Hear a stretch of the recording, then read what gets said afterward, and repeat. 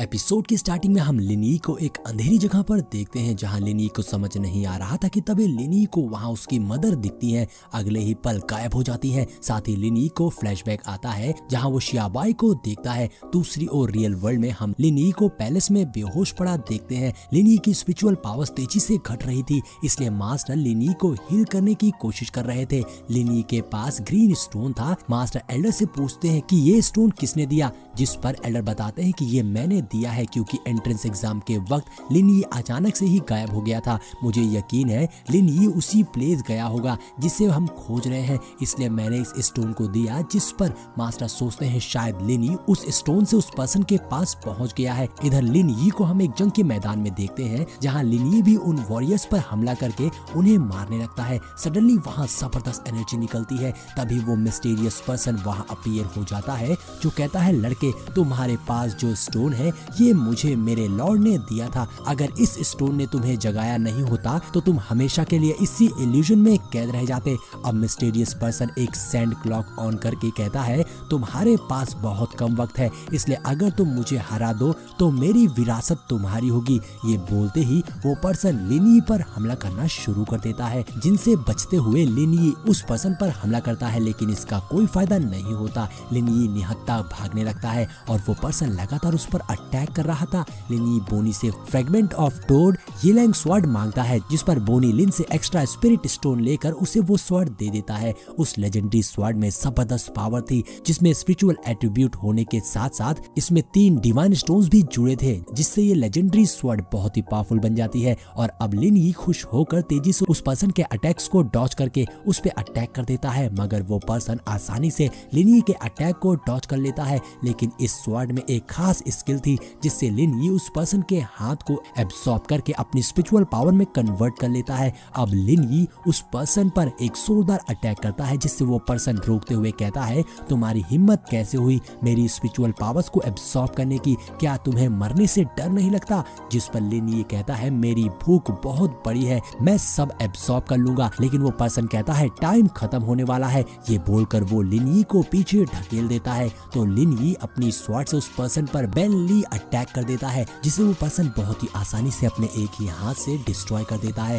तभी टाइम खत्म हो जाता है। अब वो पर्सन कहता है, मैं बताता हूँ कि लाइटनिंग को कैसे यूज करते हैं। ये बोल के वो पर्सन अपनी पावर से लिनी पर बड़े बड़े स्टोन से अटैक कर देता है, जिनसे बचने के लिए लिनी प्रोटेक्टिव शील्ड बना लेता है। लेकिन उन पावरफुल स्टोन्स अटैक को डिफेंस करने में लिनी को बहुत मुश्किल हो रही थी। लेकिन लिनी ने अभी हार नहीं मानी थी, जिस पर वो पर्सन कहता है, मैं तब तक तुम्हें नहीं छोड़ूंगा जब तक तुम हार नहीं मान लेते। ये बोलते ही मिस्टीरियस पर्सन और भी पावर से लिनी पर स्टोन अटैक करता है, जिन्हें डॉज करके लिनी अपनी एक शानदार technique thunder of the world breaks का यूज कर देता है, जिससे वहां आसमान में जबरदस्त लाइटनिंग होने लगती है, जिसका यूज करके लिनी उस पर्सन पर जोरदार अटैक करता है। मगर वो पर्सन लिनी के इस अटैक को भी डॉज कर लेता है।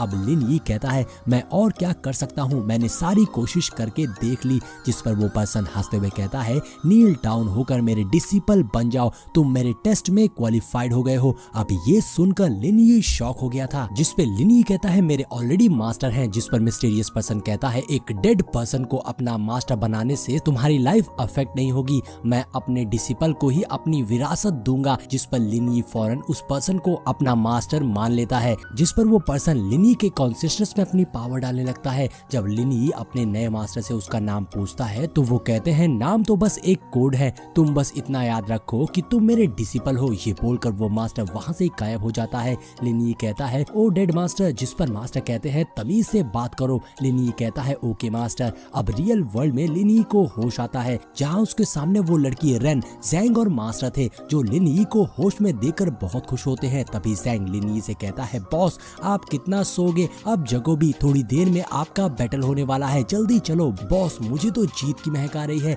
अब हम बैटलफील्ड का सीन देखते हैं, जहां लिनी और लुआन टूकोंग के बीच फाइट होने वाली थी। वहीं लिनी अपनी कुछ स्पेशल स्किल्स को भी एक्टिवेट कर लेता है। तभी वहां आइस क्यूब की शक्ल वाला बंदा आ जाता है, जो पिछले सीजन में लिनी का दोस्त बन गया था। उसे देखकर जैंग पूछता है, ब्रदर तुम्हारी कल्टीवेशन इतनी तेजी से कैसे बढ़ गई? जिस पर आइस क्यूब फेस वाला बंदा कहता है, मैं पिछले हाफ मंथ से रिट्रीट में था। अब लुआन टूकोंग भी वहां आ गया था, इसलिए फाइट करने के लिए दोनों ही अपोनेंट बैटलफील्ड में आ जाते हैं, जहां लुआन टूकोंग फौरन अपनी पावर्स एक्टिवेट करके हमला करना शुरू कर देता है। लिन यी भी काफी तेजी से उसके हर अटैक को डॉज कर ले रहा था, लेकिन फिर लिन यी अपनी पावर्स एक्टिवेट करके लुआन टूकोंग पर एक जोरदार हमला करता है, मगर लुआन टूकोंग उसके अटैक को ब्लॉक करते हुए कहता है, तुम में इतना दम नहीं है जितना तुम समझते हो, तुम्हें ये कॉन्फिडेंस किसने दिया। ये बोलकर लुआन टूकोंग पीछे आ जाता है और अपना शुआनजी फायर स्पीयर बाहर निकाल लेता है। ये स्पीयर बहुत ही पावरफुल था क्योंकि ये एल्डर के कलेक्शन में से एक है,